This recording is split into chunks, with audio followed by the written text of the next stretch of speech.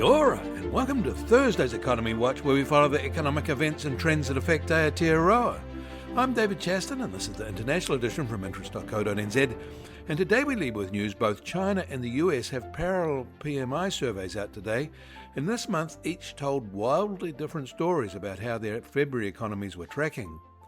But first, after flatlining in each of the past 4 weeks, US mortgage applications rose notably last week, driven by strong refi activity, covering continuing weak new home purchase applications. And the US ADP employment report shows a gain of 63,000 jobs in February, the most since July, following a downwardly revised 11,000 rise in January. Analysts were anticipating a gain of 50,000, but all the gains were in the education and health sectors, and only in small, that is sub-20 employee companies. As a result, the data shows no widespread pay benefit from changing jobs. In fact, the pay premium for switching employers hit a record low in February. The ISM February Services PMI for the US expanded more than expected to its best level since July 2022, with gains in all subcategories.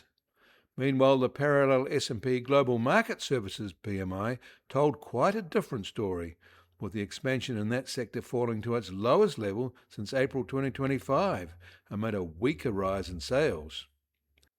In Taiwan, their exporting miracle has extended, with export orders soaring 60% to a new record of $77 billion in January, besting market expectations of a 51% surge and accelerating from a 44% gain in December.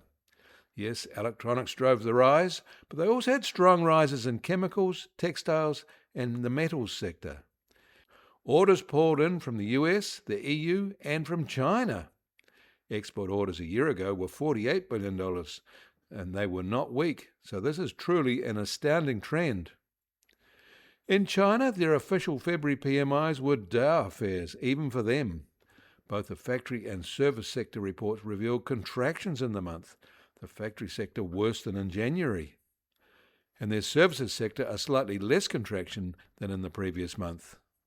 But in complete contrast, the private S&P Global surveys found something different, strong expansions in both sectors. New orders drove the factory one to its best expansion in 5 years, they say, and new business drove the services expansion at a fastest pace in nearly 3 years.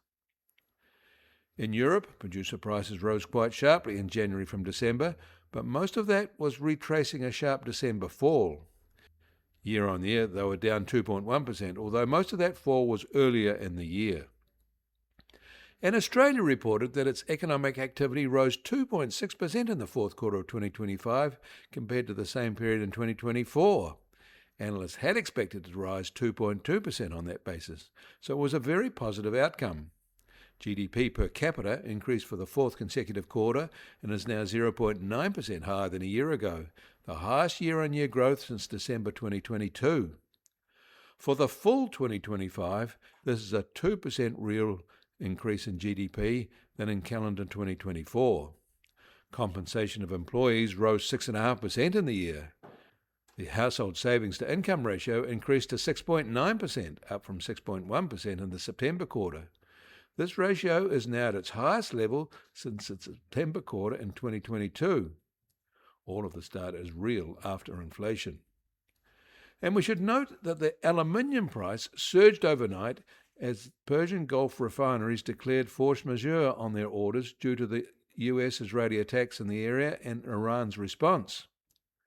The same tensions are forcing up fertiliser prices sharply. Urea prices jumped 11% in 1 day. Australia imports 2/3 of its urea from the Middle East. The same ratio applies to New Zealand. And despite the Trump guarantee and promises of naval protection, if you can get it, insurance costs for shipping in the Persian Gulf has soared by 1,300%. Insurers are completely dismissing Trump's promises. The US Treasury 10-year yield is now just on 4.08%, up 2 basis points from yesterday. And the price of gold will start today up $30 from yesterday at $5,147 an ounce. Silver is up $1 at $84 an ounce today. And American oil prices are down $2 at just over $74 a barrel, while the international Brent price is now the same at $81 a barrel. And the Kiwi dollar is up 50 cents against the US dollar from yesterday, now just on 59.3 US cents.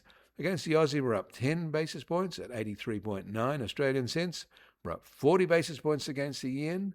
Against the euro, we're up 30 basis points at 51 euro cents. That all means our trade-weighted index starts today up 40 basis points, now just on 62.9. And the Bitcoin price starts today at $73,236 and up 8.4% from yesterday. Volatility of the past 24 hours has been very high, just on plus or minus 4%. You can get more news affecting the economy in New Zealand from interest.co.nz.